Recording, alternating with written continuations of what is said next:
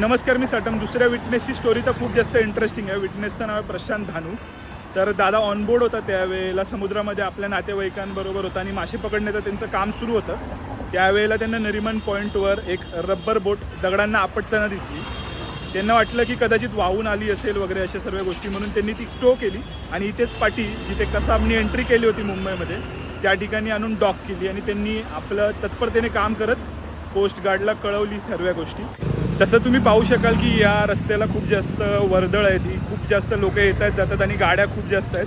पण त्या दिवशी मॅच असल्यामुळे खूप कमी लोक होती, त्यामुळे 3च विटनेस पोलिसांना तरी भेटले. आणि अजून एक इंटरेस्टिंग गोष्ट म्हणजे किती मोठ्या प्रमाणावर इंटेन्सिटी आहे बघा टॅक्सीची. त्याचमुळे त्यांनी हे लोकेशन निवडलं होतं, म्हणजे लगेच समुद्रातून बाहेर आल्यावर टॅक्सी मिळाली पाहिजे. त्यापेक्षा जास्त मी या गोष्टीबद्दल डिस्कशन करणार नाही आहे. म्हणजे अजून स्ट्रॅटेजिक गोष्टी काय होत्या की त्याच्यामुळे त्यांनी हे लोकेशन निवडलं त्याबद्दलचं. कारण इंडियाची सिक्युरिटी खूप जास्त महत्त्वाची आहे.